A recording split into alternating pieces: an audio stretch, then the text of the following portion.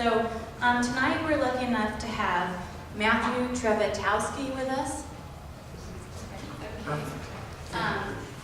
He earned a master's degree in architecture from the University of Wisconsin and Milwaukee School of Architecture and Urban Planning in 1997. He's a registered architect in Arizona and Wisconsin and is presently a professor of architecture and architectural practice studio director at the Frank Lloyd Wright School of Architecture at Taliesin, and is an adjunct lecturer at the University of Arizona in Tucson. To galvanize his commitment to environmental responsibility, he is a leadership in energy and environmental design accredited professional. He established Blank Studio Architecture in 2006 to honor the capacity for architecture to challenge, inspire, elevate design awareness in an environment that is directed towards increasingly simplistic and synthetic solutions. The design process centers upon investigation and synthesis, the experimental use of space, aesthetic expression of materiality, and the engagement of other senses. As an emerging concern in our natural built environments today, explorations into sustainable technology and practices inform much of our current work at Blank Studios. So welcome, Matthew. Thank you for being here.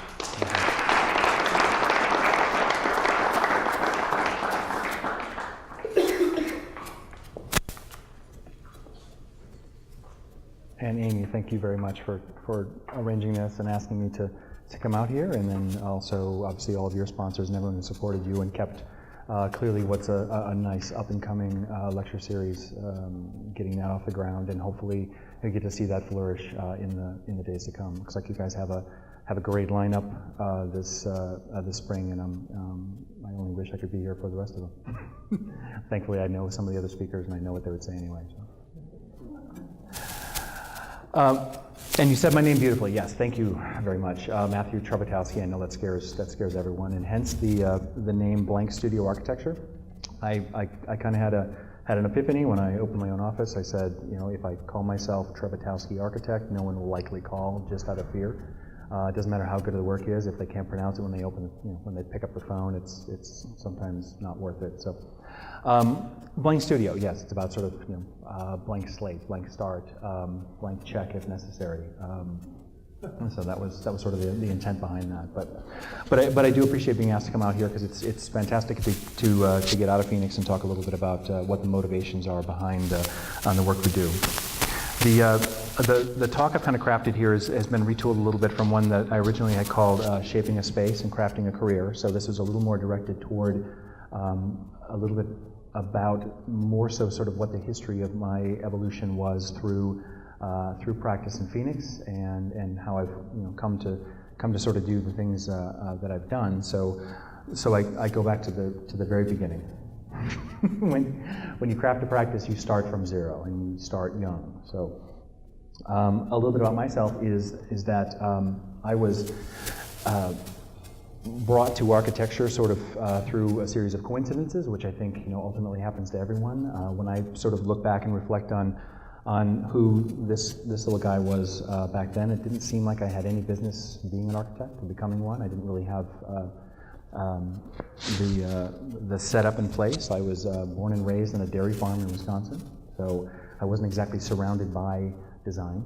I wasn't surrounded by buildings even per se. It was a lot of cornfields and open sky, and that was about it. But as I'm getting a little more distance from who that individual was, I think I'm now being able to make the tie to what specifically I took from that experience. And I think probably three things came from being growing up sort of a farm boy.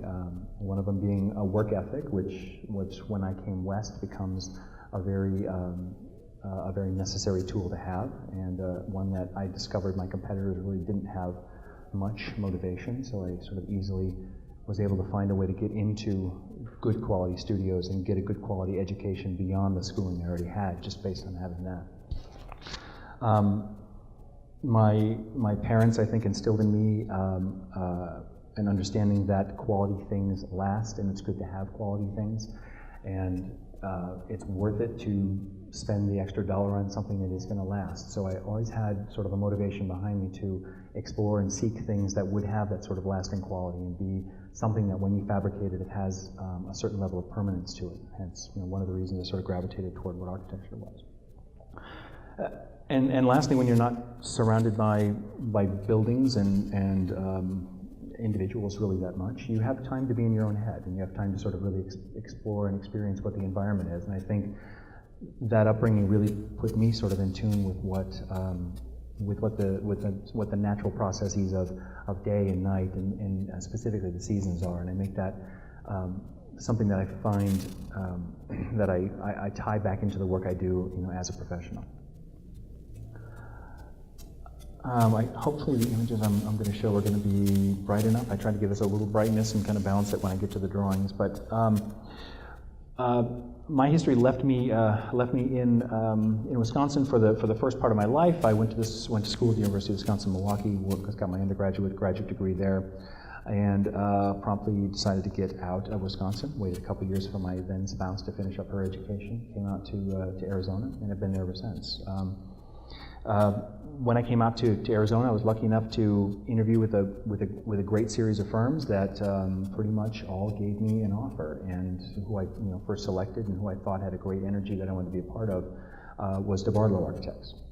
They were a father and son team, smaller office at that time. They had about five people in the studio. Were doing incredibly solid, very very sound work. So the experience that I kind of gained from that experience really taught me how to be a competent professional. So I was definitely thankful for my time with Jack. Spending about 18 months there, then I moved over to Wendell Burnett Architects, where I stayed for just over 5 years. I was Wendell's senior project architect. Wendell's probably a little more visible, if you will, in this region and even sort of nationwide. I mean, Wendell's got a good following, a great quality of work behind him, and it was a real privilege to be his right-hand guy for a lot of years. Wendell has a very different way of approaching work than the Bartolo's did, and I was really happy with having that tailored experience. So I had a wide range of ability to touch some fantastic projects and really see how those things get done as well. The kind of architecture that we do, and when I say we, it's this small sort of school that many of you are sort of a part of, and Eric and you guys are all a part of up here, and we are a community of people that are trying to do something, I think, in architecture that wouldn't necessarily categorize it or qualify it as a business per se. We all try to make money, we all try to keep the doors open, but I choose to describe the work I do and what I do as a craft rather than a profession or rather than a business. And with that kind of mindset, inevitably you sort of have to have other parts of yourself spread around to fill the gaps. And I do that with teaching quite a bit. I mean, it was mentioned earlier, I am a professor of architecture at Frank Lloyd Wright. And there is a small institution there. Yeah, there is a school. People don't often know that, but there is a school at Taliesin. We have two presences. One is out in Scottsdale, but we also have a home in Spring Green, and they do still indeed migrate the school back and forth. So that's an interesting place to be. Aside from my teaching responsibilities there, a couple studios, there is what was called the Architectural Practice Studio, and this is an opportunity where I can bring projects that are on my desk into the studio for the students to get some experience working on. But there's also the opportunity to have people which still contact Taliesin and think there is a firm there and still want to be part of the cachet and the legacy of what Mr. Wright had set in motion.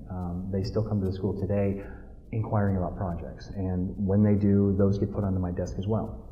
So some of the elements that also sort of are starting to fill out what my portfolio is are work that I'm doing under their flag, if you will. So I've got sort of a wide range of elements that are going on, but I do want to mostly focus on what are the main motivations that kind of lead to what exists in my work, and hence the idea of the appropriateness of context. And what I want to start off with is a project which I opened my office with. When I was finishing my time with Wendell Burnett, I was building my own home. There's a time-honored tradition in the Desert School, and I think in architecture in general, to when you cast yourself out of a studio and you start your own office, you start it hopefully with one of your own projects. And in Phoenix, it's done a lot with the single-family home. So I wanted to be part of that lineage, and having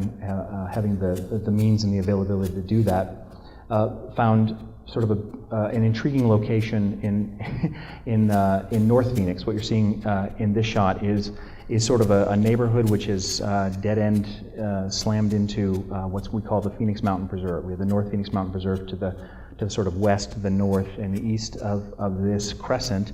And on the uphill side, we face south toward downtown Phoenix. So we have sort of beautiful views of downtown.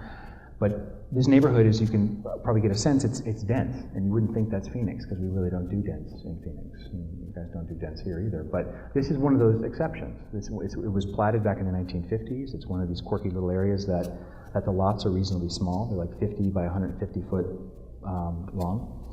And so we were open to the opportunity of finding two of these lots, tying these guys together, and then starting what we have right there.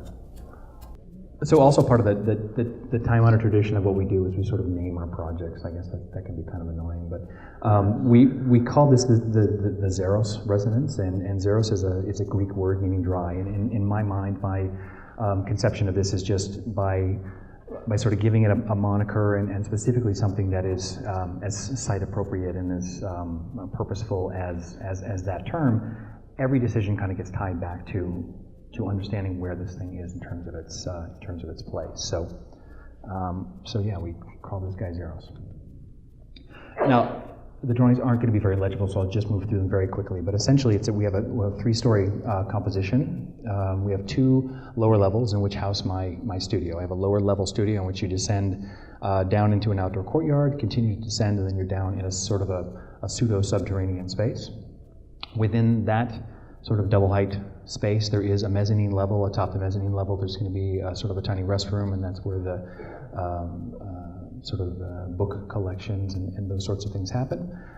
The two studio levels are completely independent from what the uppermost level is, which is my living level. And then so what happens is work is work, life is life, and when work is done, you shut the enormous door, you go back outside in the courtyard, and then ascend the stairs to the living space above. The living space is essentially diagrammed so that it faces toward the south. South is down in this image. The living spaces, the living, dining, main gathering spaces are toward the south. Core, shared spaces, toilet, that kind of thing are in the center, and then private spaces toward the back. Essentially, it is a one-bedroom house. Some sections give you a little bit better sense of what's going on in terms of the proportioning of the space. You can kind of see, even on the residential level, there is sort of a changing in mass with regards to its proportion. The front of the spaces are sort of grander proportioned, 10-foot ceiling heights, and then as you ascend up a few steps, then it kind of gets more intimate as you get to the private spaces in the back. It is a very narrow space. The studio space down below is only 16 feet, center to center of wall, and double height is 22 feet of clear space overhead down there. And then the mezzanine sort of tucks in underneath that. The cantilever that happens at the very far end, you're getting a sense on the farthest right image, is where the sleeping space, the media space, sort of occurs. So that's the house sort of expands right there where a program is necessary. So in that diagram, you kind of get a sense of where the house exists sort of above ground and below ground. A few of the organizing concepts behind what we're trying to accomplish with this was certainly one of being purposefully aware of where it is, in the desert. So we have a great history, and you guys have carried it forward, tapped into it, done equally well with sort of the use of rusted steel as being the thing that just feels appropriate in the desert, and it just works in terms of its tonal values and how it ages sort of beautifully in this climate. I want to take that to as extreme of a level as I possibly could. So really, steel is used in every possible way. I mean, it's the structure, it's the skin, it's the shade, it's every single detail. I mean, everything that can be done here was done with steel. We had 5 different steel craftspeople working this thing, and I can't speak more highly of the quality ultimately that we're able to get out of it.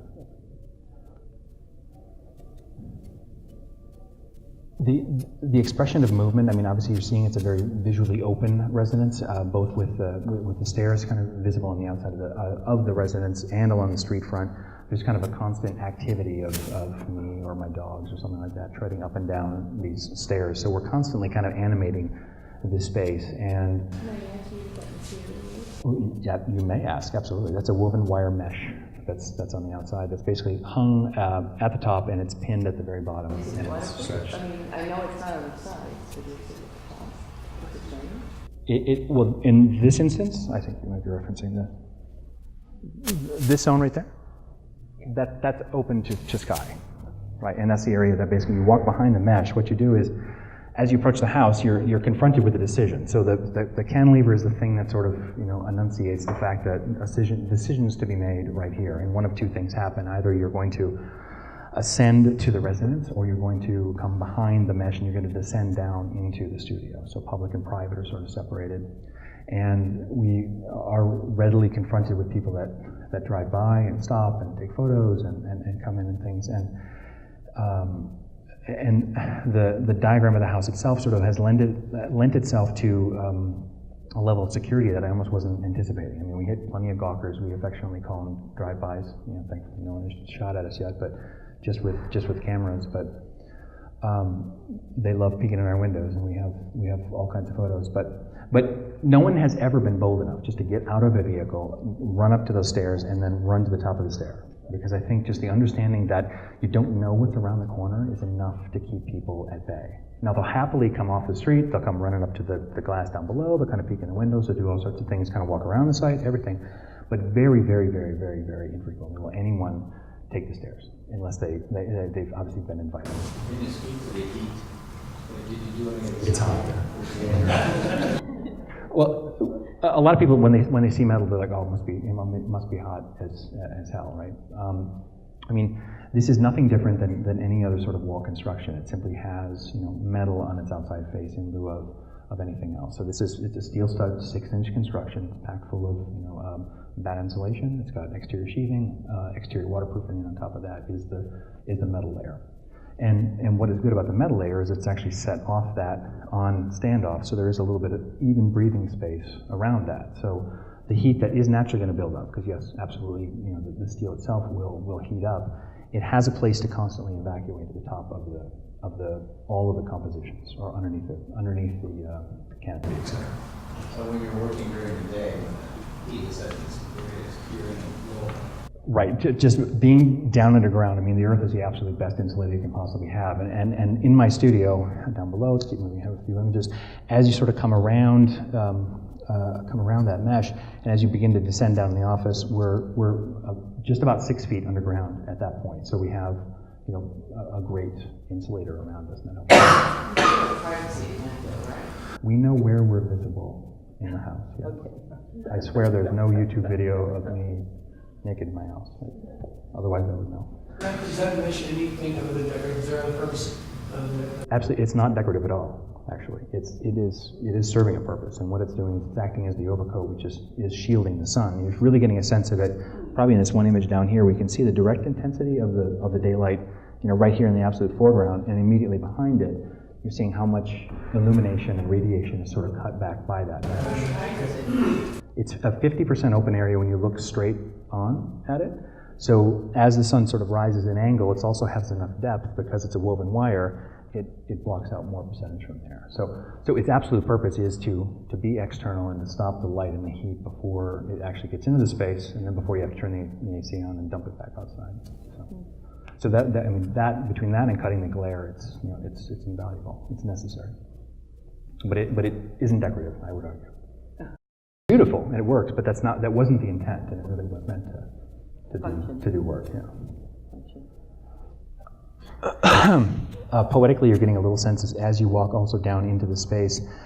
There is a water slot that sort of walks along with you as you descend down, so there's a place where you can sort of put your fingers in the water as you come down to the studio. That terminates in a reflecting pool, and you get these wonderful sort of reflections and refractions during the day off the amounts of glass that we do have.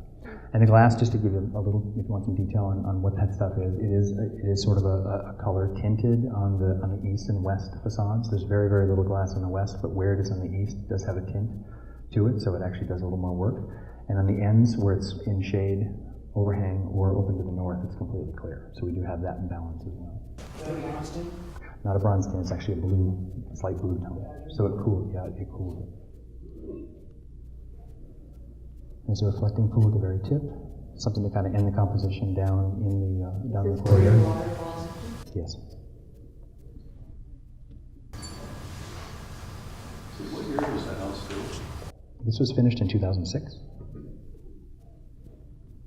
And everywhere the house is below ground, basically the concrete gauges where you are in relation to the ground outside. So when you stand next to the concrete here, it's really kind of up to your hip. But then as you turn and now start walking into the studio space, it's rising, actually sloping in relation to what the gentle slope of the site is doing outside. So this is. Is your water recycled? It does, yes. So now that we've gotten into the studio space, so on the left-hand side we have a shot in the studio space, and on the right we're sort of up on the mezzanine, turned around, looking back. The narrowness of this space and the height of this space were something where I think mindfully in the work that I'm trying to do, I'm trying to find specifically proportions and compositions that aren't exactly familiar, that aren't exactly even comfortable. They're kind of a little bit awkward in a way. And this is a very tall, narrow space, but whenever you have sort of as much glazing as we do, it never feels contained, never feels constricting in any way. So I like kind of playing with that balance and understanding where that balance can kind of live. Actually, let me just walk through one more thing on the materiality, just to give you a sense of what's happening down below. So we have the concrete everywhere sort of below grade. The white surfaces you're seeing here, this is a hand-applied plaster. This is basically a gypsum plaster, which is hand-applied on the wall, and it has a wax finish that's over it. So that's hand-applied wax, and it's machine buffed off. And it's a honey-based wax with a bit of carnauba wax in it, which is sort of a palm-based wax. It does change a little bit over time. It's sort of the tone is changing very slightly, but the magic of it is when they applied it, the house smelled like honey for about 3 weeks. It was beautiful before it finally wore off. But what it does, a lot of tea. It gives you just a little sense of warmth and tactility that you just don't get from painted drywall. So every place there was the ability to take the kind of standard idea and standard solution. I was trying to find some way to say, how can we do something just a little bit different? So every time you look at something, you're like, okay, that's not a standard detail. That's not something that's done somewhere, I've seen 7,000 times.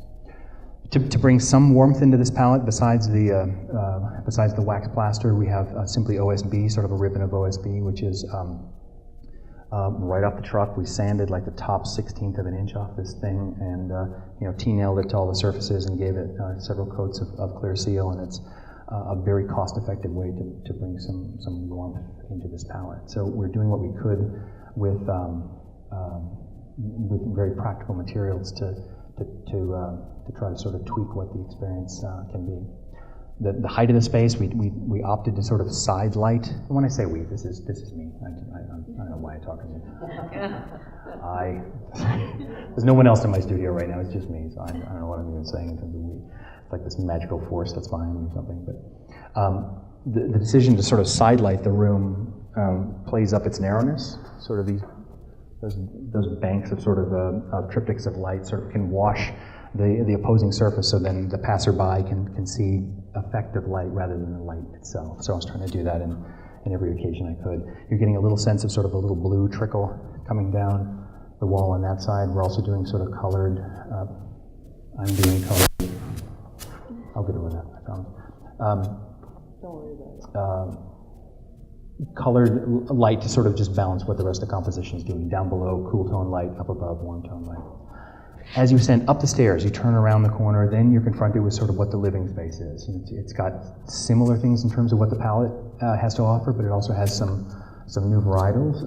The dark tone material you're seeing everywhere here, this is a product called nap or thin ply. It's a 16 ply plywood that has a phenolic resin coating on it. This isn't painted, it's not finished. This is a coating that's kind of baked onto that surface. At night, this stuff looks like liquid ink. It just goes almost jet black. In bright sunlight, it looks, it has sort of a plum tone to it, or just a really warm kind of brown tone to it. So it has a really a beautiful sense of warmth to it. This is a material that comes from Latvia. This material was more cost effective than even the OSB that was down below, and so we used it everywhere. This stuff is meant to just simply form concrete. And what's great about concrete formwork is that it's hard, it's straight, it's bulletproof. We use it everywhere. It's on the floor, it's on the millwork, it's everything up above. And it brings a certain balance to the light quality in this palette. Where there's so much illumination allowed in, it can be absorbed by these darker surfaces and still have it feel like a really comfortable, visible space. Pops of color, there's sort of an underlying theme of CMYK. Graphic designers, printer nerds, you know what those mean. Those are sort of the pops of color that we have here. This is a lavatory for the upper level, which actually pops out of the building. So when you go to wash your hands, you actually walk up to the edge of the building. You're looking out of the building itself with sort of a 180-degree view of blue-toned neighborhood and the city beyond. And it's the only connection between the two spaces, so you can kind of get a sense of this being longer and going off the edge. There's no floor in here. Now that I have a baby boy, there's baby gates here. When I had beagles, I left it open. They just ran to the edge and kind of flopped their ears over it, so they knew where I was down below, and they could actually talk to me when I was in the studio. So. That material gets carried over everywhere into the bathing area. It becomes the one sort of dark core room we can have in the space, where all the walls, all the surfaces, floor, ceiling, everything is done in this dark material, except for one wall, which is translucent glass with a natural skylight above it, and then we put the lighting behind it to sort of simulate that at night. So it's a beautiful little dark chamber for bathing. As you move back into space where the privacy is, you see there's sort of a built-in bed. As much of the concrete or as much of the steel frame is exposed where possible, so you have this one wonderful cross brace which exists right in front of this glass surface. And you can kind of sort of get a sense of some of the details and the zero edge that we were looking for. I mean, being able to conceal the window frame, to conceal any connections whatsoever. I mean, I was really adamant about sort of going all around the space and finding ways to hide that or incorporate that in some way.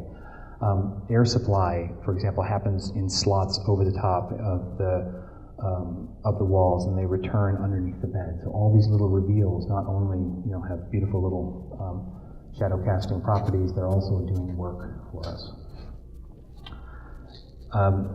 This last pop of color, you've sort of ascended up the entire space, you've gone all the way through it, you're ascending up in space, and you're sort of cranking and spiraling around.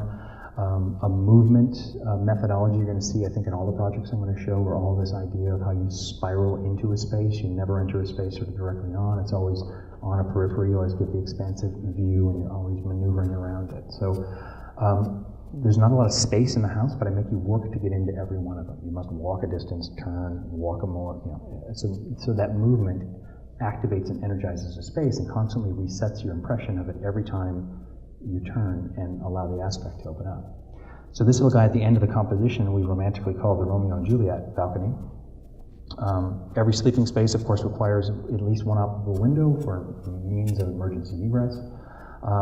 And I had a beautiful glass wall on the outside that I didn't want to interrupt with the window opening, so I developed this sliding door which opened out to a balcony, and it's the place where I can go to sort of greet people down below and usher them, welcome them up into the house if I wish.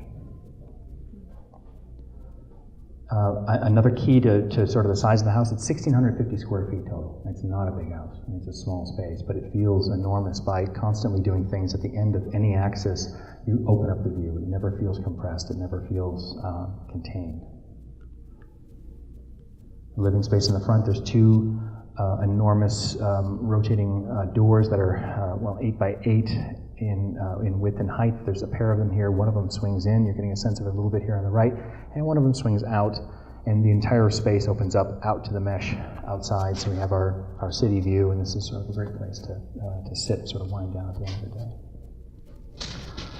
I want to throw just one or two shots in here of the construction process, and it's not so much to show how the thing was made, because I'm not gonna go into all that, but I think more the key is on the left-hand image. You see the three gentlemen right there that are sort of sitting there with their hands on their chins and sort of folding their hands, that look kind of ominous in the background on the left.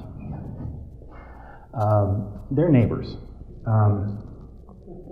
and a lot of people that have seen this project, one of the questions that naturally comes up is like, whoa, Jesus, how did you get that in your neighborhood, and how did everyone respond to it? And the answer I always give, which is absolutely honest, is it's a polarizing piece.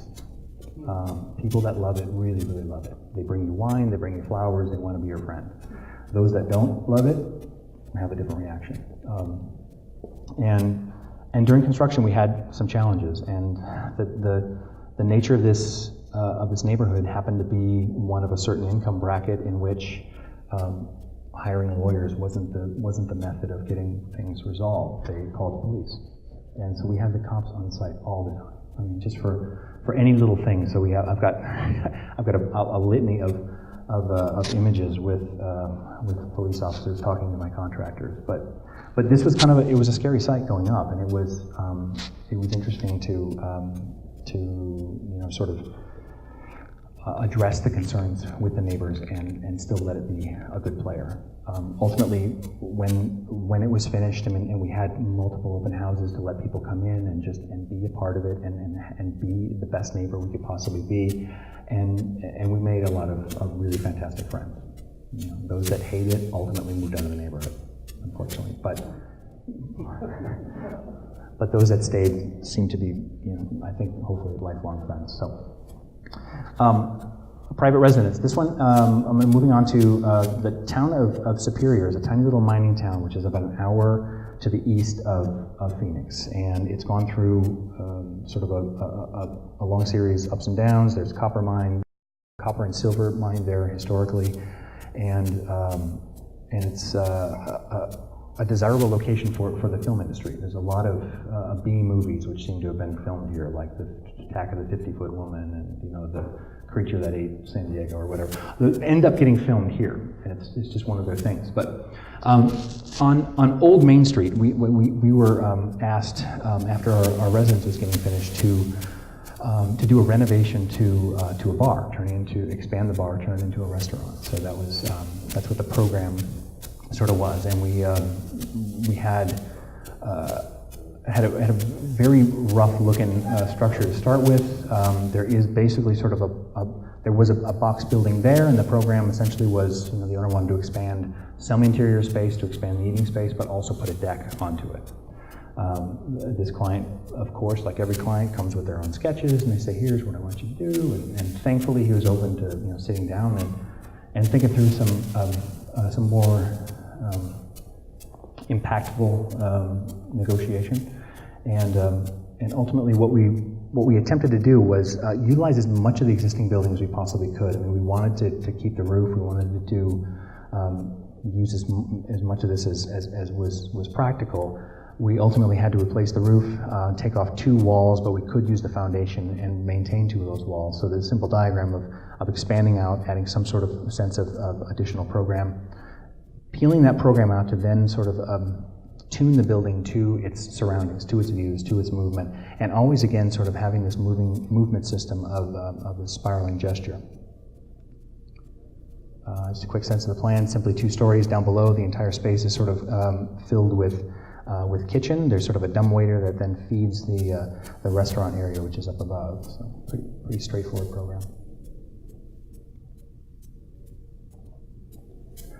Similar kind of things. I mean, I would classify the work I'm trying to do as reductivist. I mean, I'm trying to take away all the inessential elements that are possible to keep just what is most impactful, most practical, and most powerful about a scheme. So removing the kinds of materials that are often used in a layered, sometimes decorative way is what I certainly am aiming to do.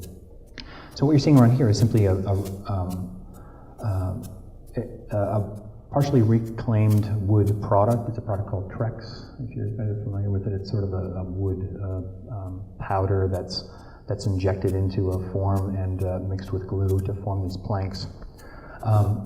Typically, it has this funny little imprint of a grain on it, which I insisted always got flipped, and we always have just the bare boards anywhere exposed, and that was a challenge because I didn't want to do that. It's just, you know, the company usually didn't ship it that way, so we actually had to turn away 2 loads of this stuff and said, no, we want the stuff that's absolutely smooth, so bring that. But it's a kind of material that we could use as one thing that we can kind of wrap on all surfaces. So similar to kind of the moves you were seeing at the Xeros residence, the social condenser, as I call it, takes the inessentials away, which is the underside, for example, of the balcony space, and wrap it in this sheathing of wood. Now the site along here where I'm standing is sort of on a pedestrian footbridge, which overspans an active wash, so there is sort of a constant state of water flowing right behind this thing. So the town started layering its feelings about this backside as it being more boat-like. You know, it wasn't really intentional, and I think it's easy to make those connections. But the backside and the front face have two very different impressions. The sort of very dark toned material that you're seeing back there is the existing building, and this is the new perforated aluminum face and canopy which is put onto the front. And the adjoining site is utilized for outdoor music venue. And so there's a way to kind of get from street level down an exterior stair without ever going into the building that accesses both of those levels. And the inside space, part of the twisting, part of the torquing was actually turning its face and maneuvering it so that it sort of aligns with what the pedestrian footbridge is doing here. So you can see the contrast and the complement between the existing space, which then we relit, versus the space that is the new conditioned space inside. That's the same material on the floor, yep. And there's another door right here. You're also going to get the sense that I do enjoy large doors. That's another, I think, 9.5 wide by 8 foot tall single operating door. Inside, the idea of lining it with something that can absorb some of the sound. This is the material called tectum. This stuff is a beautiful little woven wood kind of product that is perforated, that when you put insulation behind it, allows sound to transfer through it and get absorbed in the backside. But it kind of has the quality of shredded wheat when you approach it, but it's actually a very sort of beautiful material to line this space with. And then when you go out to the balcony, you have these great views of the Superstition Mountains, which are surrounding this area. Superior is at the base of the Superstition Mountains, and as you just descend up into there's a tiny little town called Miami upstream, but a beautiful area for hikers, walkers, bikers, etc. Sort of make their way through here, and the town kind of embraced this space as being one of the new go-to places for watching fireworks. They have one of the best fireworks displays in the state of Arizona that occurs out here, and this place gets packed with like 600 people, which is absolutely very illegal and not safe at all. But yeah, they're coming out of every crack. But it's kind of a really beautiful thing to watch people use this space. It wasn't furnished at the time, and I can talk a little more about client relationship maybe afterwards, but we all struggle with it, and when we talk about it, I mean, even the students were this morning. I met with the students, and they asked very practical questions about how you deal with clients, and it's challenging. And there are times when you can get them to buy into and agree with very much what you're proposing, but there was an instance here where this gentleman had an absolute desire to put really ugly furniture in there, and it was in the space before it was photographed, and I made him take it out. But it was that bad. But the context of this also is incredibly strange, which, you guys know about strange context here as well. But immediately next door, there's little single-family residences. So there's a gentleman who used to stagger from his house over into the space, and he was just waiting for construction to get done because he was waiting at the fence for the place to open up again so he can go back and get his drink. But so we're dealing with this single-family residential kind of scale. So that's what we were kind of confronting on the front side, and that's what was there beforehand. So that's sort of the before and after of the. It was called the copper penny. And what we did was essentially sort of expand off the hillside to create the addition. That was the front. And that's the before and after what was on the back side of that thing. And the thing that's kind of dangling off the back of that house right there, or off the back of that structure right there, those are the bathrooms. And there's just 2x4s keeping you from falling off that balcony into the bush down below. But all that got recapitulated and reorganized sort of inside. So the before and after is something I kind of Where are the neon signs? There are no neon signs. There's a steel sign out front. The owner calls this the Superior Bar. I wasn't even satisfied with the name, so I wouldn't take a photo of that. It's nicely steel cut, but I didn't approve of the name. So. Client relationships get better in this instance. A yoga studio in Gilbert, Arizona.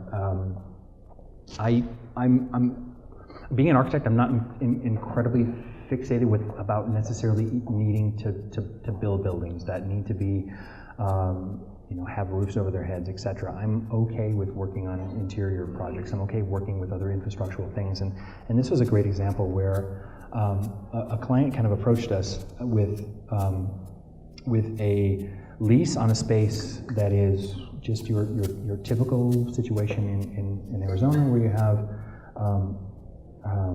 just beige on beige stucco, synthetic stucco, and just the usual asphalt environment around it, just misery. So I said, look, what we can do for you, if you need to be in this space, because it's a high rent district and it needs to be there, that's fine. What I tried to communicate across to the table and get them to sort of buy into is, what if we can take that exterior experience? I mean, everything that we're kind of commonly used to in Arizona, and the second you walk in that door, just completely strip it away. And let's start with the amount of illumination. You're coming from 10,000 foot candles, from the sun, to essentially a very dim lit chamber.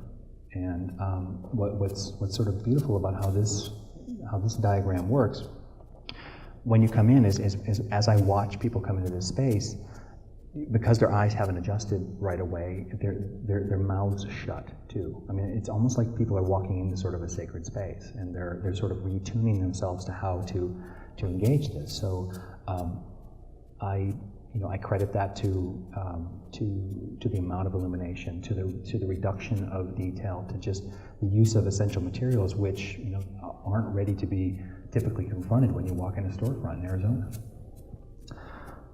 Like every single client, these clients were no different. She approached me with a binder of clippings she's apparently been doing since she was 4 years old. It was a sizable document. I start looking through sort of everything she's clipped out in terms of inspiration, and every single image had the color blue in it. No question about it. Every single one of them. I said, okay, so blue is a serious thing here we have to confront. She had never been familiarized with the work of Yves Klein. So what I had done was sort of take her on sort of an artistic education. I said, look, if blue is an absolute mandatory thing, let's not think of it just as a pigment you're going to put on the wall because you think it's a calming color. That's not what this is about. It can be something else. And in researching what Klein's work was doing, not just obviously his Klein blue perfect forms, but sort of sponge work, but also the body prints were fascinating, because this being a yoga space and the marriage of sort of the celebration of the body and the toning of the body and the color blue really spoke to what this client really was trying to get across. So it was one of those magical moments of creation. But a very straightforward project. There's only sort of 5 main spaces in it. There's sort of a long entry chamber. You don't have any sense of sort of what's waiting for you around the corner, but you're just confronted with space, that even the reception desk is sort of a distance from you. So you need to be drawn into this space. And the contrast and the complement of the color at the end of that space would draw you in. The yoga space is the largest space in here. This is a hatha yoga, so this is a hot yoga space. So, okay, hot yoga, Arizona, that can't be that hard, right? Just open the windows, right? Oh, it's not that easy, it's humidity, right? So we had to put a heater in this space. And there's an enormous mechanical unit that has heating, that has evaporative cooling, that has standard cooling, and also humidification. So it's this enormous package unit, which was custom built. It's about the size of 3 train cars. It's an amazing thing, and cost a fortune. But essentially, just bathing, changing wet spaces toward the back, practice space, and there's also a little massage space in there. So part of the diagram that was happening with here, you're getting a sense. The bottom section cuts you through the entry space and also through the massage room. But you can start to get a sense of the shaping of the yoga space, and this is stuff that's sort of inspired by the curvature of the human body and sort of a softening of that room. So the big impact is sort of the Klein blue at the end of this hall, and we went through to KT Color, which is this company based out of New York, which is the only representative of the true Klein blue. So that's the actual, pigment, ground pigment of what Hughes Klein had created. So the rest of the materiality, we have a walnut veneer entry wall and bench. This entire bench is used for the storage. And what you see on the left-hand side, this sort of gleaming reflective material on that wall is hand-applied 4-inch square aluminum leaf. And my client did that herself over the course of like 3 weeks. She started on one end and just finished at the other, and she said this little mantra as she went, and 4 inches at a time, and the thing got done. It's absolutely gorgeous. So it's that simple of a palette. And as you sort of move around into the transition spaces, the showering and the changing space, again, just as straightforward and as simple as possible, concealing the light wherever possible. Another thing that was being done with the shaping of those of the ceiling vaults was something that I thought, okay, this is a novel idea, and for anyone that wants to walk into a space and go, wait a minute, something different is being done here. This is where I thought the opportunity lied. So the simple concept was, okay, let's take all that crap that's got to be up on the ceiling, right? Let's take all the lights. Let's take a look up for a second. Look at all the stuff that's hanging up there that we could potentially conceal. You've got lights, you've got fire sprinklers, you've got air supply, you've got air return, you've got speakers, you've got every piece of detritus you can possibly imagine usually gets stuck up on the roof or on the ceiling of the space. If it's elegantly laid out, beautifully proportioned, fantastic. It's less objectionable, but it's difficult to do that. So I had the novel idea of saying, look, why don't we take these vaults and try to take all that stuff, and by creating these vaults, have all that crap fall into these slots. Is it possible? Can we put the light? Can we put every piece of support equipment and get it into those slots? It's gotta be translucent. It's not translucent. The only light occurs in the slots in between. That is formed gypsum. So it's drywall. Wow. So we shape the vaults with sort of wood forms, and then double layer quarter inch sheetrock. And that's the entire space. So everything is able to be confronted in there. Now I cheated a little bit with the speakers. They're on the end, but they're in the wall and not in the ceiling. But the biggest challenge that I had was with the fire marshal, because the fire marshal comes out. We had the sprinkler system was engineered. It was able to be shown that water will hit every single square inch just as necessary, for this. But they said, you know what? I don't believe your sketch. I don't believe your engineer. I want you to put the sprinklers where else? At the bottom of the vaults, right? And yeah, you can put the little caps on them and stuff, but ultimately they look like little nipples that were going to be hanging off the bottom of these vaults. And I fought this for a month, and I finally got them to agree to the engineering, and even sort of tested a mock-up to show that these things, when they drop, they indeed aren't being confronted by these walls. So Where do they go? To the center? everything happens in the actual scene, right? So for example, on the near side, you're seeing the reveal where it's up against the wall. So up there we have air supply and we have light in that one. In the first vault, where there's actually a translucent cover over that, so just over that 6-inch slot that's along there. So we have light and fire sprinklers in there, and that's what happens in those vaults. And then on the far side, we also have return air. Underneath the glass and right here, that's where air return occurs. Surrounding the space, I wanted to move the yoga space against the perimeter of the building so we can take advantage of whatever natural daylight we could possibly get, but we also didn't want the clutter of looking out into the parking lot and watching people walk by, watching cars drive by, etc. So we sheathed the interior with this opalescent plastic sheeting, and it creates this sort of beautiful dappled illumination around the space. And mirrored on two surfaces, and again you can sort of see the reveal underneath the mirror, which is the return. But there you're getting a sense of the light as it washes across these vaults. So when I enter that space, it makes me remember sort of all the fights and the challenges it took to get to that level of serenity, and I'm glad every day that it's worth making those hard decisions and fighting for that stuff. I was saying just a little bit earlier, I'm not so fascinated by needing to build buildings. I also sort of look at other things. I mean, this is one example in Iceland where there was a competition that was opened for new cell phone towers, or not cell phone towers, but for power pole towers for the entire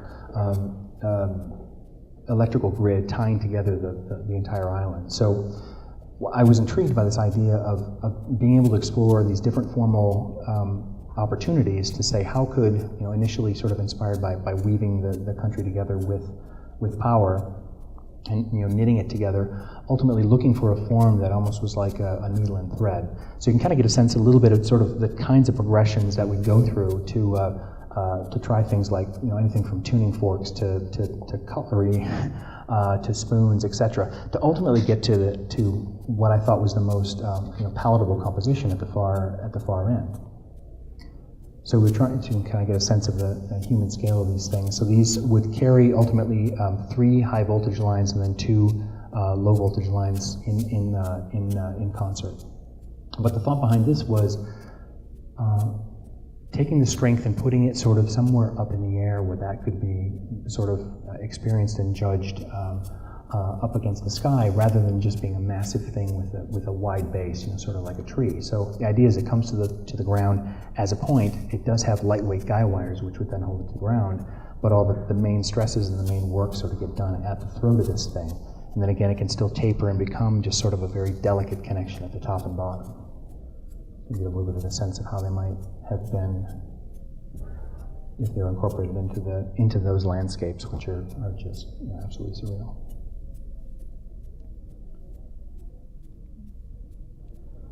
A couple little things we have ongoing. I'll just go through these pretty rapidly. I'm not sure what time. Sure. So, a couple small residences which are underway. We have one called an urban courtyard residence. We have one of these quirky little lots, similar neighborhood to where my home's located. Smaller lots, but this one has an absolutely gorgeous, mature ironwood tree. So really the entire house is meant to sort of focus around this thing. You kind of get a sense of the very straightforward partie of creating a large courtyard surrounding this, opening the sort of master suite out to that, having a private bed suite open out to the street, and lift all the living levels up on sort of the piano nobile, up to the noble plane up above, so they can experience the tree top and get up above the surrounding neighborhood.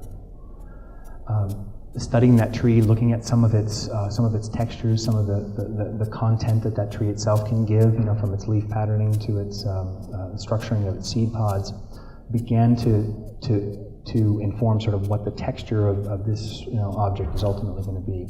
We have 2 courtyards, 2 translucently glassed-in single-story outdoor courts. One in the front, which is for the the secondary bed, master bed toward the back. And along the sides, you're sort of getting a sense of this, the fluting that you're seeing here in the sunlight is precast concrete. And that would be, we're thinking that we're trying to get a sort of tree-ish texture that may be able to find its way into that. Not to be overly poetic about it, but that's some of the things that are working on giving that some more thought. A very reduced palette, reclaimed wood, different types of tinted glass, translucent glass, powder-coated steel, and white concrete. Again, the partie for this one simply is 2 sleeping spaces down below, public spaces up above. So we have a music space, living space, dining space, kitchen, and even an outdoor balcony, all looking out south to where the tree is located, and to the north with more public areas out to the street. The entry procedure sort of happens as you come in off this long, narrow lot. You park actually behind the house, and you sneak in behind the translucent glass door, and then enter on the adjoining that court space, and then rise up a little central core, which you're getting a sense of in the section on the left.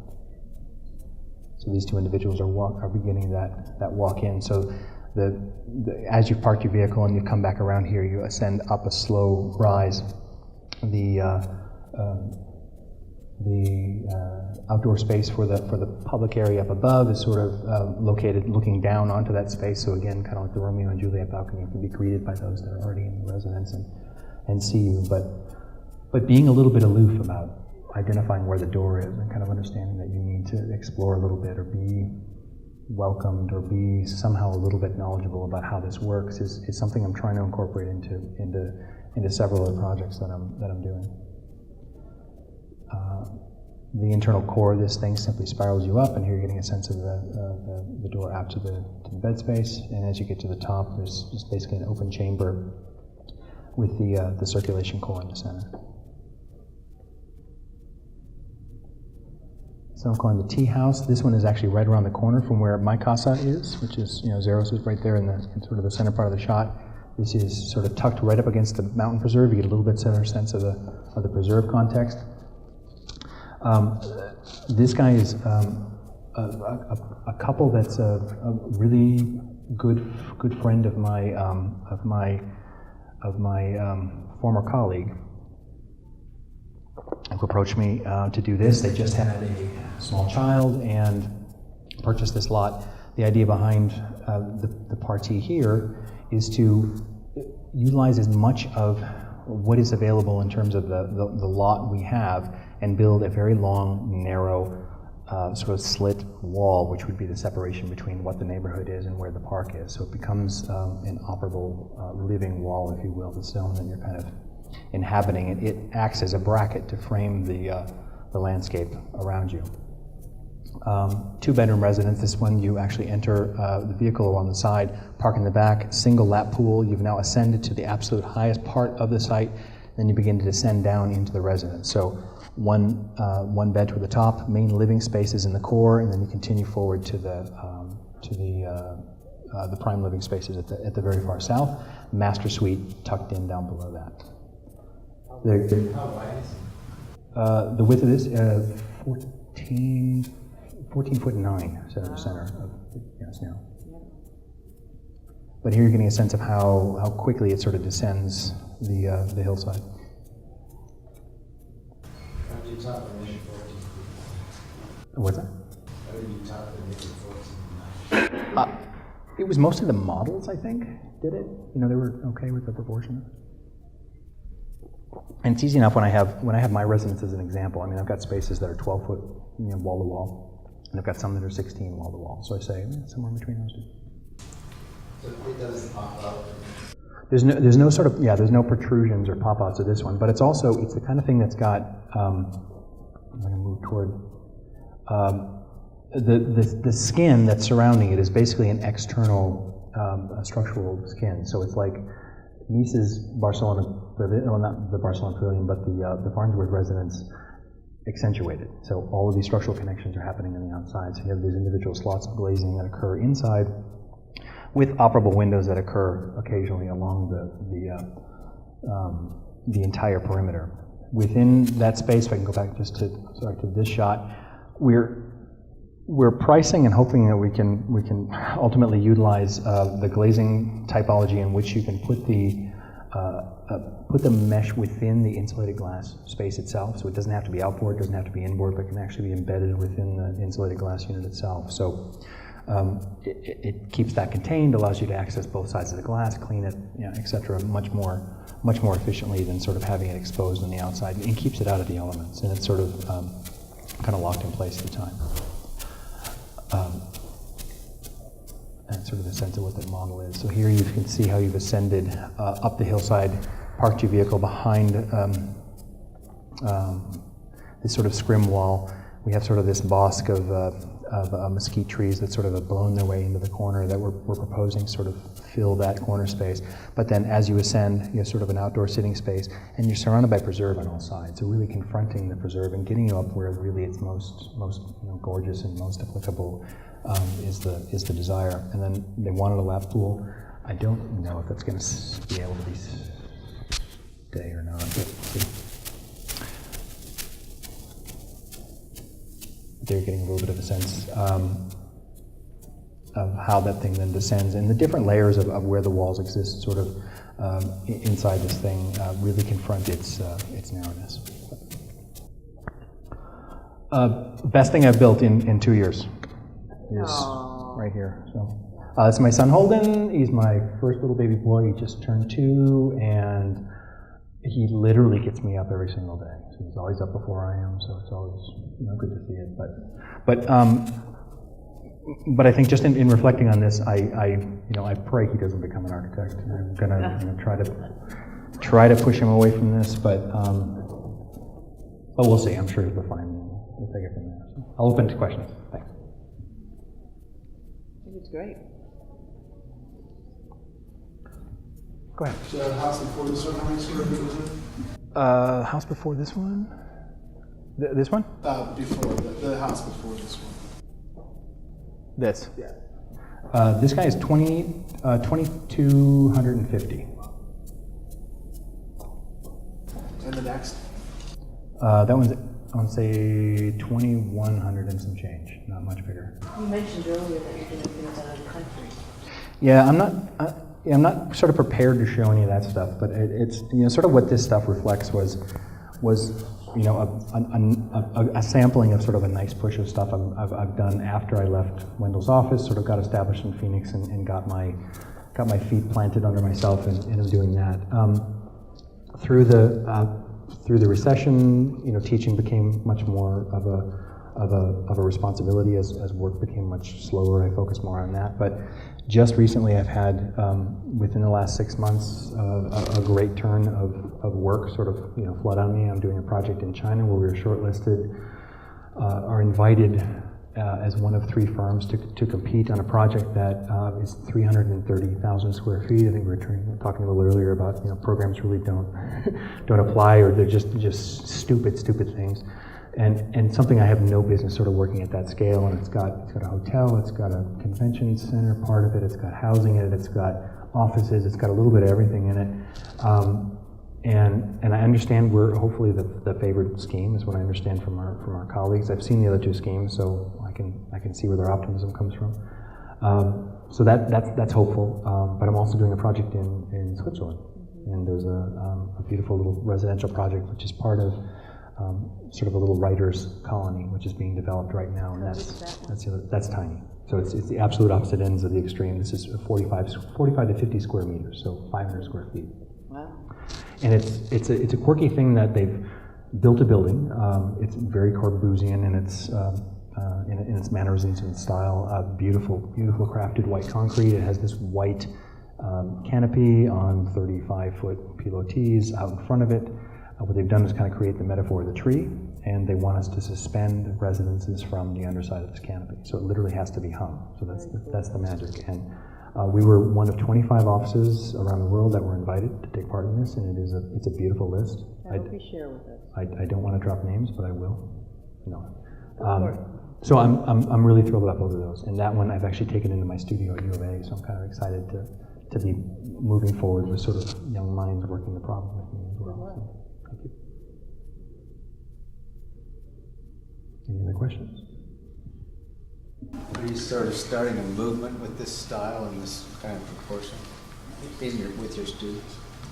With my students, well, with students, I'm really pretty cautious about not telling them what to do. You know, I really try to do more of just drawing out whatever's in them. You know, and the first day, because everyone usually scans the website, they know a little bit about you. They're like, oh God, I know what I'm getting into, and then they start drawing things that naturally look like they should belong to me, or I should be attracted to in some way. And I said, this isn't you, is it? I mean, I can see what you're doing, so I'll try to stop that where I can. You know, I'm not trying to create copiers or anything like that, because I'm just trying to work through this myself and create a body of work that has a certain vocabulary around it, and let it be what it is.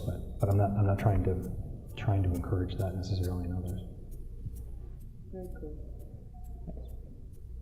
Well, thank you. Can you elaborate more on your materials at your home in regards to the black clown material? You said you got it from a foreign publisher of yours. Yeah, I mentioned that it's a product called. It's marketed under a couple different names, but when I had sourced it, it was called Nap Ply, and it was a Latvian plywood, and it's an incredibly dense 16 ply plywood, and it has a phenolic resin coating on both sides, and that's what gives it that sort of tone. And when it's phenolic, it means it's sort of baked in, it's sort of baked on. So it's durable for flooring. But it's incredible during for flooring. So it's used in exterior conditions, it's used for skate parks, that kind of stuff. It's got that kind of durability. But the reason it wants to be obviously waterproof is if you're casting concrete with the stuff, you can pour once and it doesn't soak into the wood, so you don't have to chuck the wood. You can actually use it over and over a few times. And we used it to form the concrete in the lower level studio space. Not that exact stuff, but that was the product we used, and it get incredibly crisp.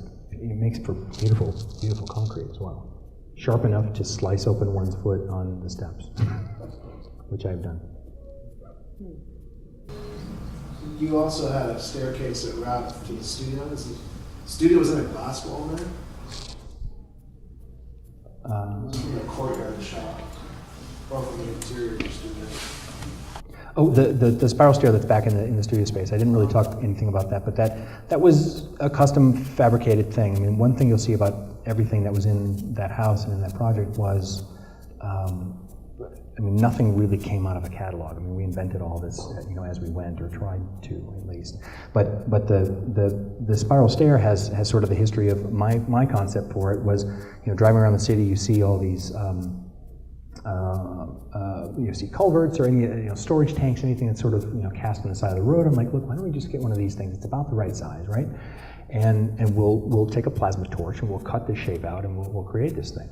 And the contractors, thankfully, God love them, they kind of pat me on the head and say, well, it's a nice idea, son. But what's going to happen is when you get to the end of it, it's going to spring open like a toilet paper roll, right? So they said, well, why don't we just roll one ourselves? So we got a 3/16" sheet of raw steel, took it to a roll form in Phoenix, and this thing rolled through like 3 or 4 times. We calculated what the angle needed to be for it to go from top to bottom, and this thing rolls out like a piece of pasta, goes in flat, takes it on the fabricator's truck. He takes it back to his studio or to his yard, props it up, puts the pole, puts the treads in. Brings the thing in one piece, and it doesn't fit in the door.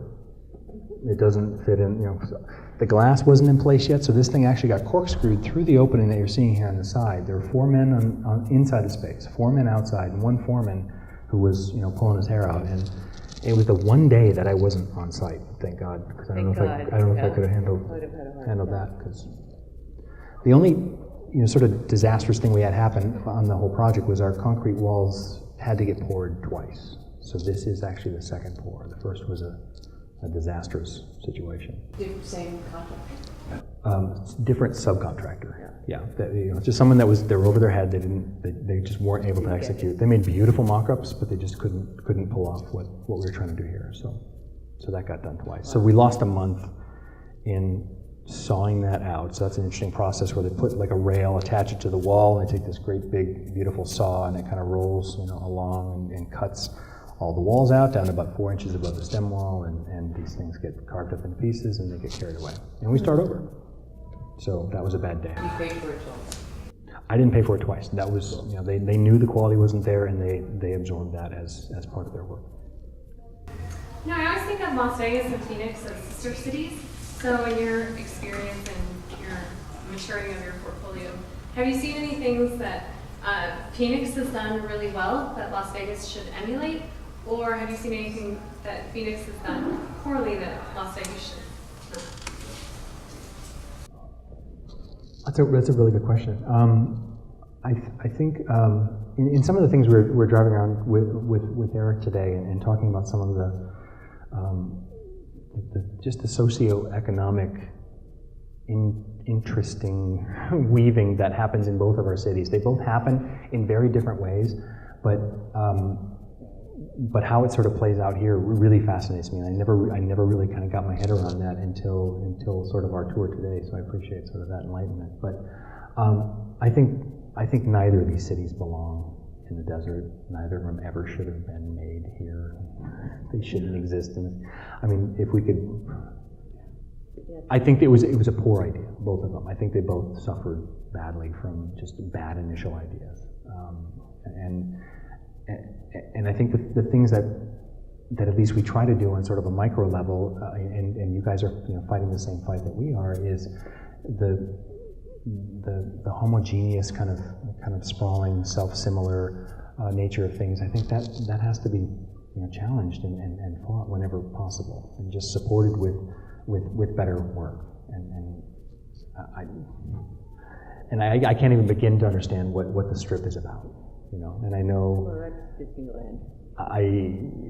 And apparently you guys are confronting it in different ways here too, or acknowledging it or not acknowledging it, just going, well, that's just what we do here, and we have it, but that's not here, so that's not it. But it's hard not to characterize a place like that, and Phoenix gets characterized in the exact same way, with its sort of really sweeping generalizations, but they come from a place of reality, and we just have to acknowledge it. But I think both of our cities are young, and we're both now being filled with people that are asking that kind of question. But I don't think the answers are surfacing yet. I don't have them. Sister cities in temperature only. A little bit about the use of color and color as a material product.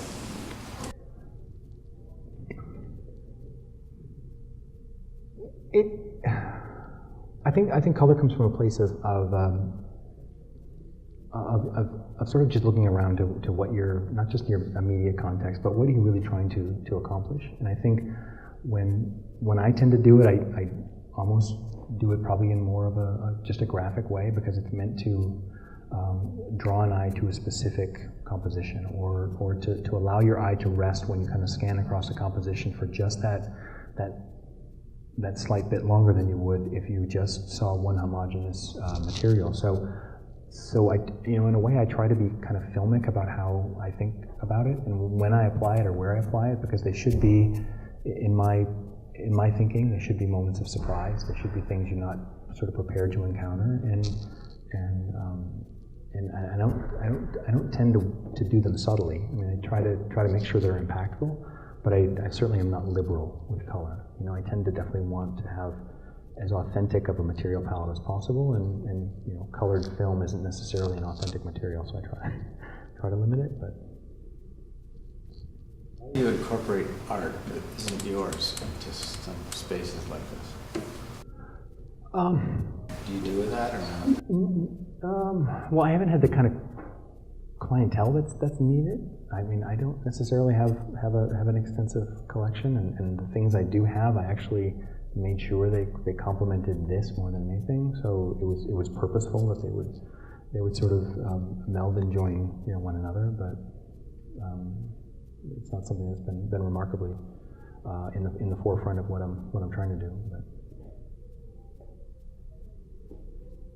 I'm curious about the Iceland Reykjavik project. Is that ongoing? Is that pending? It's magnificent, your idea. But does it incorporate as well the maintenance for the continuum? There will be maintenance. They're absolutely. Sure, there will be maintenance, and the idea with, well, what it was, the setup of that was before Iceland fell off the planet, which was right before we did. That's when those competitions were held. So they had and I'd actually entered a couple others. Just the island of Iceland kind of fascinates me, and they put out a few competitions that I sort of took a stab at, and I'm not necessarily anyone that advocates competitions or want to necessarily get into them. I don't think that's appropriate, but this was something that was really intriguing because it didn't really hit the radar of sort of architectural thinking. It was more of an infrastructural thing, and it got me to a place where it got me more interested in thinking of really looking around what is so much in our environment today, how much of that kind of stuff really impacts what our day-to-day experience really is, and why is it not better designed? You know, someone's doing that stuff, but it's not us, and it's not someone that's really doing it carefully. And that's street lamps, it's trash cans, it's, you know, the things we'd probably call industrial design or those sorts of things. But I think there's a place for that. But that was a competition. It's ran its course. We made the final cut. I think there's about 600 submissions, but they went through like 4 phases. We made it through the first 3, and then it stopped. It was never executed. From what I've noticed, it looks like most of your design is like taking, you know, these great elements and concepts, but they're more or less like slices of, you know, maybe people aren't used to living in such a, you know, confined width of a space. How would you, you know, in designing like a larger thing, like in China, for instance, how would you continue your elements of design, but without simply just repeating that? Not just sizing it up. Right, just sizing it up, but how would you continue that discussion with what you're trying to say on a larger volume? Well, and I think it's a great question. I think only when ultimately those spaces get built will I be able to judge whether, you know, I'm being successful at it. But it's absolutely a question of, it's not just scaling up, you know, what you've done. So there are other things that start to sort of meld into what you have to consider when you work on certain types of projects. You know, these are sort of a series of kind of self-similar scales, similar budgets, kind of, you know, sort of similar stuff. So I'm kind of grappling with the same questions. But there's a whole series of other questions that perhaps I'm not addressing. You know, there's not a lot of urban creation, these kinds of things happening. That's the kind of stuff that goes into the larger scope projects, which are you know, thankfully, you know, I have an opportunity to explore now in like the Chinese project. And even larger residences. The one other thing also I didn't show here because it's not sort of, you know, popped yet is a large residence in the Hamptons that a developer from London has employed me to design. It's done sort of its design phase. Now we're just waiting for that to sort of sell. But that's a much larger way of thinking about it. And that's the first time I sort of grappled with the kinds of residences, you know, I was encountering today. It's great big grandiose thing. Just more meandering? More meandering, yeah, that kind of thing. I mean, it's about taking sort of the don't lose the finery of the idea, but you can just have simply multiples of them and variants of them, and they can then play off one another, heighten each other's experience, etc. So that's one I'm excited about. I hope, you know, will pop soon. As you say, you're working at the university, or in a couple of university situations. Are you seeing any new thoughts or ideas from some of the younger kids that you really hadn't thought about and how they view architecture? This was a discussion we were having at lunch today. I want to say unfortunately I'm a little bit pessimistic about the state of education right now, and maybe it's not the state of education. Maybe it's those darn kids today. I don't know. I'm not positive exactly what it is. There seems to be a real drop in, not creativity, but at least sort of the kind of drive and the kind of energy that really ultimately leads to anyone even asking, okay, I have a solution, but is it the best solution, and should I try the next one and the next one, and just that constant sense of inquiry.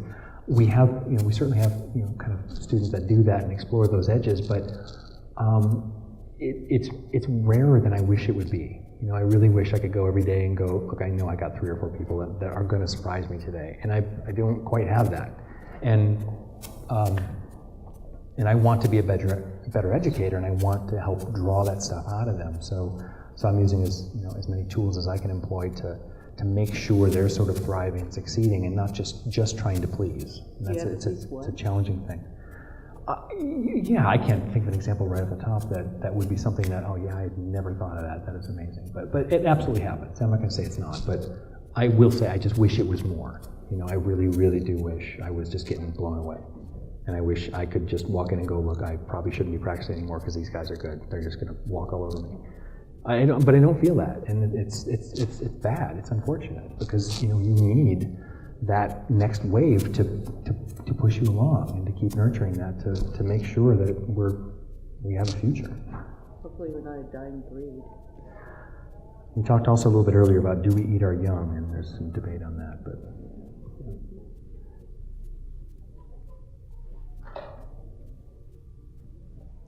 Anything else?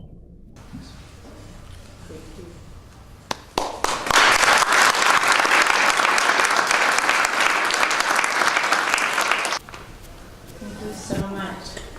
That was awesome. I just want to remind you guys, or inform you guys, if you don't know already, that we do have another lecture already next Monday night, the 18th. It will be in this room at 6 o'clock. And also to encourage you to go over next door and drink over at Lady Sylvia and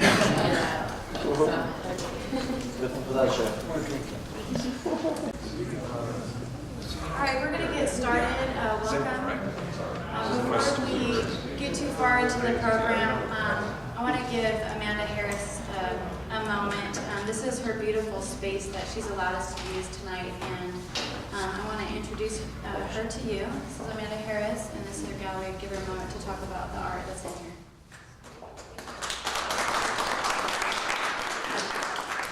Thank you, Amy. I'm glad you're all here tonight, and I just wanted to welcome you into the space. Right now, we have about 2 weeks left in this show. It's Angie Morelli's work. So she takes apart the electronics and puts them back together in interesting ways. Please stay around and check it out after the talk tonight. Her work is called Neoteric Deconstruction, and each of the pieces is named using the letters in those two words. So they're very interesting. They deserve a look. And if you have any questions, I'll be here. Thank you.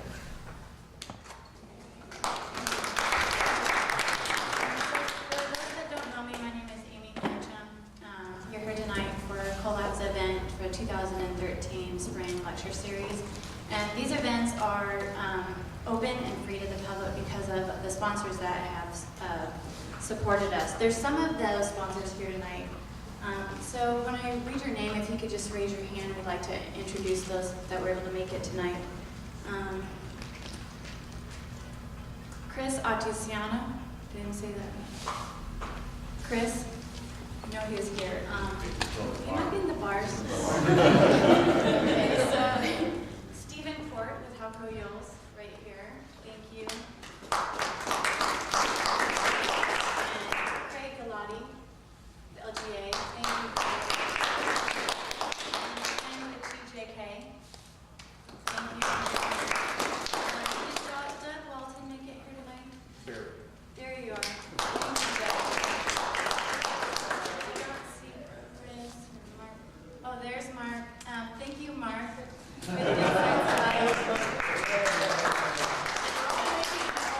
you are? Come on in, you guys. Come on in. There's Chris coming in.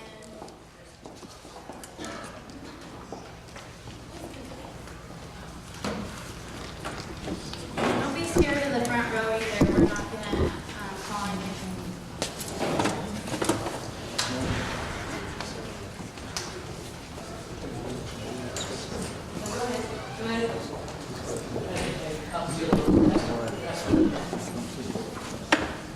Okay, so other sponsors that aren't here tonight, Sage Design Studios, Audio Video Warehouse, Innovative Consulting, our 2012 Young Guns, which was made up of Drew Gregory, Clemente, Shikoria, Aaron Reddick, Vince Novak, Eric Sullivan, Leon Safala, and Anthony Diaz. We also had sponsors from Forte Specialty Contractors, Wright Engineers, Superline, Barber Drotter Associates, Pugley Simpson Coulter Architects, Assembly Studio, Tao Studios, Mendenhall Smith Structural Engineers, and the City of Las Vegas. So thank you to those sponsors for making it possible.